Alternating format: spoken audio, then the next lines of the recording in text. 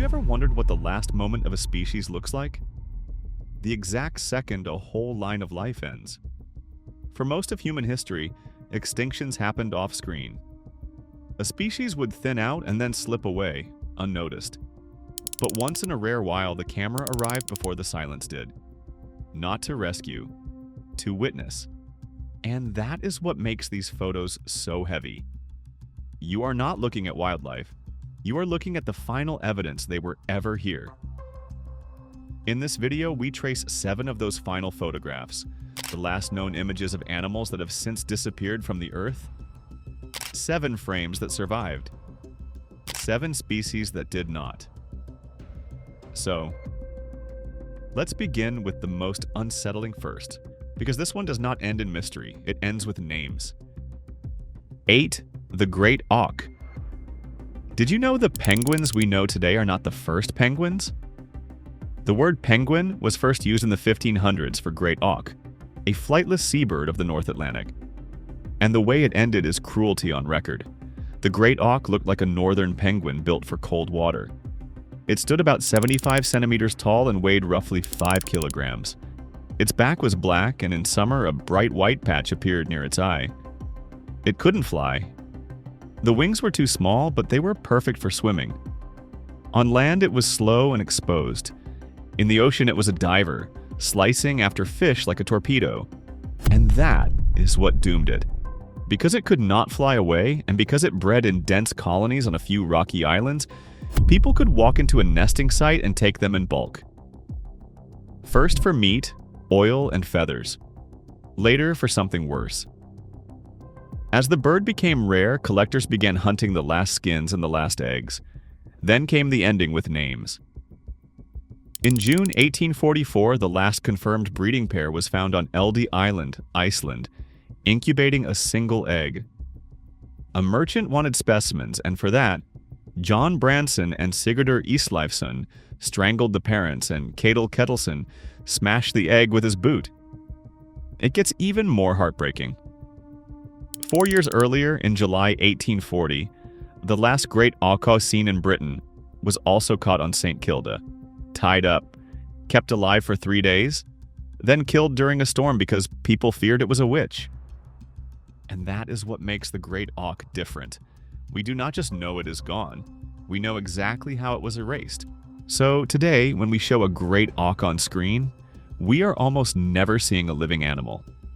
We're seeing a real preserved body, a museum skin mounted upright, posed to look alive, because the real bird disappeared before anyone captured a clean, living photograph in the wild. But if you think this was cruel, do not blink. The next case leaves behind something even more disturbing. Doubt. 7 Schomburgk's deer. Most extinct animals leave behind a fossil. Schomburgk's deer left behind a crown. This deer lived only in the wetlands and floodplains of central Thailand. And the males carried antlers so strange that people who saw them for the first time thought they had to be fake. Not a simple rack. A branching basket of bone that could reach up to 33 points, like a tangled chandelier growing out of a living animal. Now you see the trap. Those antlers were not just beautiful, they were a target. Now imagine what that meant in the real world. In a place where hunting trophies are status, this deer was not just hunted, it was collected. And the last photo proves it. One of the best-known images of a living Schomburgk's deer was taken in 1911 at the Berlin Zoo. In the picture, the deer stands in captivity, the camera catching what drawings never could. The delicate body, the calm face, and those impossible antlers, so oversized and intricate they look like they belong on a wall, not on an animal's head. The photo feels quiet, but it is already an ending. Not only it shows the deer alive, but it also shows the truth. The species was already being turned into an object. Because while that deer stood behind a fence in Germany, its world back home was being reshaped. Wetlands were disturbed and converted. Hunting pressure rose. The species shrank into smaller and smaller patches until it stopped being a herd and became a rumor. The last recorded wild Schomburgk's deer was killed in 1932, and the final confirmed survivor did not die in a forest. It lived as a tame animal kept at a temple. In 1938, it was killed by a drunk man. But this story has one last twist that makes it feel like a ghost story. In 1991, a UN agronomist photographed a set of antlers in Laos that matched Schomburgk's deer, not a similar deer. Those unmistakable basket-like antlers. The find suggested the species may have survived longer than anyone believed, hiding in places no one was really looking. And that is what makes this one feel unfinished. A species declared gone, and then a trace that refuses to stay buried? But the next extinction does not leave doubt. It leaves footage. 6. Thylacine. At number 6, we meet the thylacine, the Tasmanian tiger, seen alive on film just before the end. People called it a tiger. They called it a wolf. But it was neither. The thylacine was a carnivorous marsupial, more closely related to kangaroos than any big cat, raising its young in a pouch while hunting like a predator. Its striped back made it look almost unreal, like an animal borrowed from another world. And then humans decided it did not belong in ours. As European settlers expanded across Tasmania, the thylacine was blamed as a livestock killer. Fear turned into policy. From 1888 to 1909, the Tasmanian government paid bounties for thylacines, and more than 2,000 bounty claims were made. The entire species became a target with a cash reward. That is the moment it stopped being wildlife management. It became a paid extinction. By the early 1900s, sightings were dropping fast. Thylacines became rare in the wild until captivity was the only place left to find one. That is where the camera caught it. There is the real image of a thylacine pacing inside a zoo enclosure. Alive, restless, trapped behind wire, the last of its kind running out of time. And then it was gone. The final known thylacine died at Hobart Zoo on September 7th, 1936. And with that single death, an entire species ended. One animal pacing behind wire until the pacing stops. Next is the classic case that proves even endless can end. 5. Passenger pigeon. How does a bird so abundant? It could turn the sky black. Go extinct. That's the story of these passenger pigeons. By the mid-1800s, passenger pigeons were still among the most abundant birds on Earth, with estimates around 3 to 5 billion. Some flocks were described as so dense they darkened the sky and took hours to pass. And then we treated that abundance like it would never end. In the 1800s, two forces hit them at once. Habitat loss from forest clearing and commercial mass hunting, on a scale people assumed could never matter because the birds seemed endless. The collapse was rapid. By 1909, Martha and a few companions at the Cincinnati Zoo were believed to be the only known survivors. By 1910, she was alone. Visitors even threw sand to make her move, because the last member of a species had become entertainment. And that is the sick reality. The last of a species always became a show.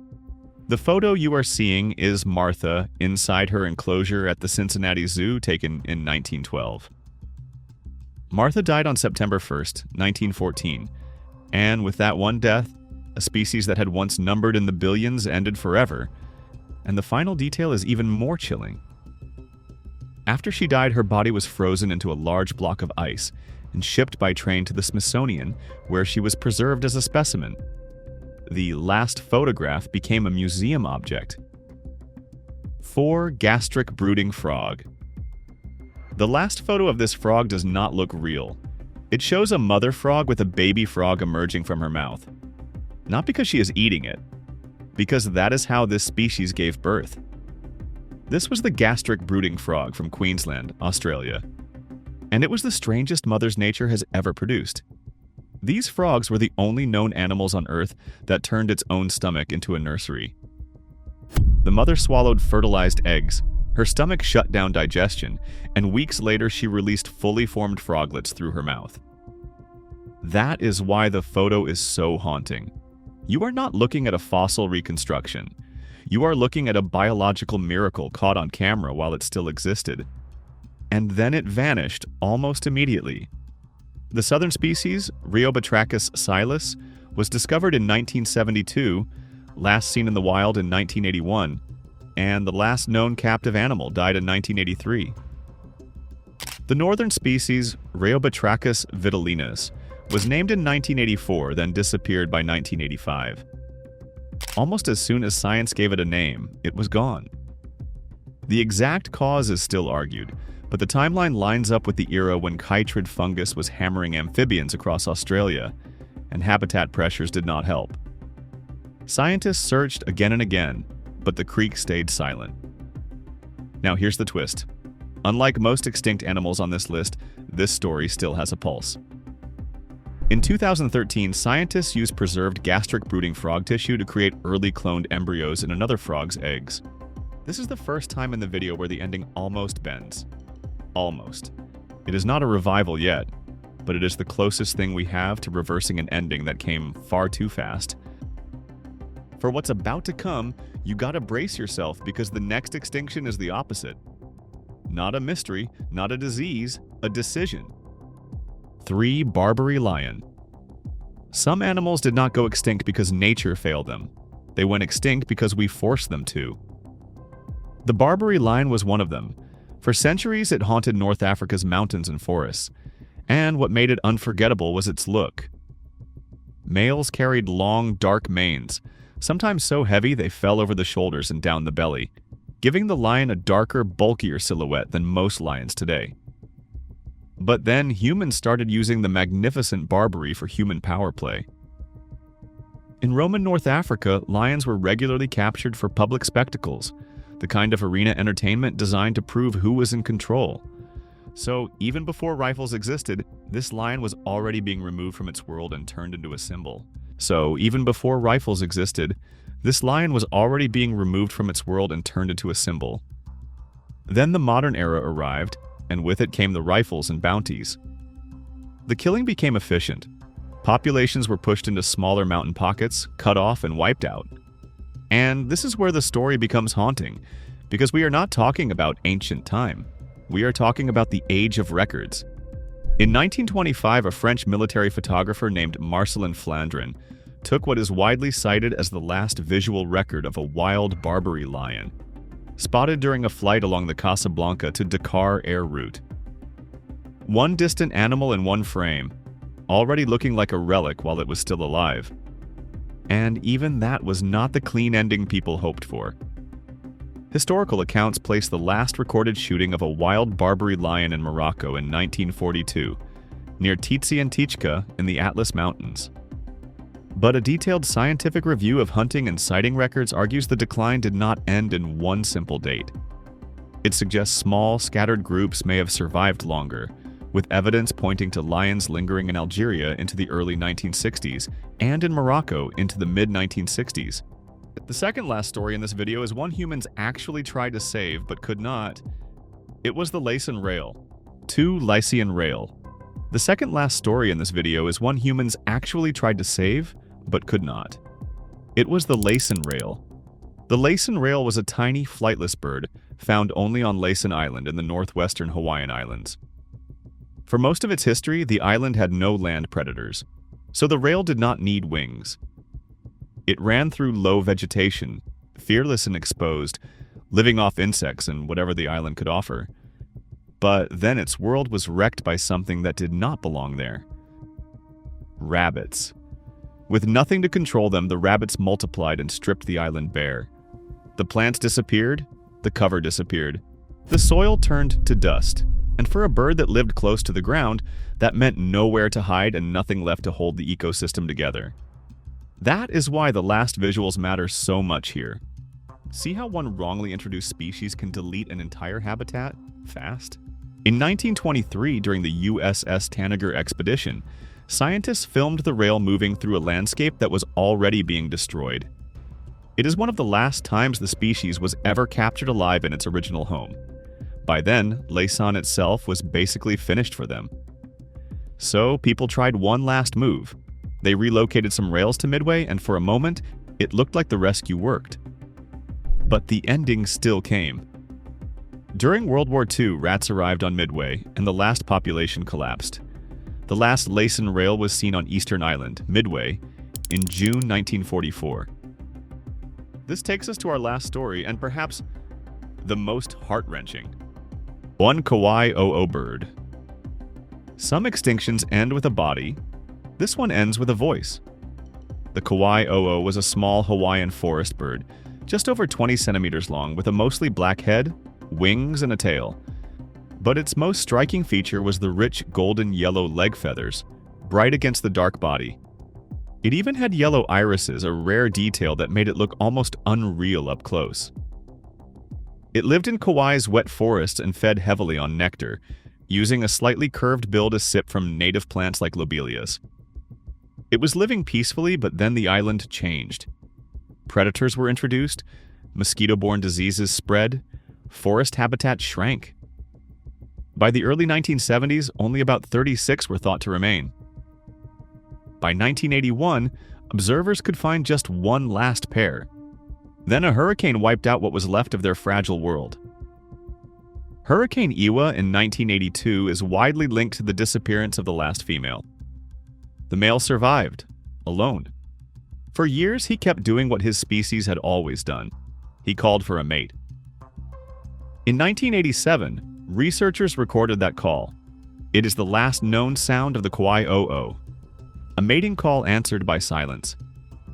And that is why this ending hits differently. Because the final evidence is not just a photo, it is an audio recording of a species realizing too late that it is already gone.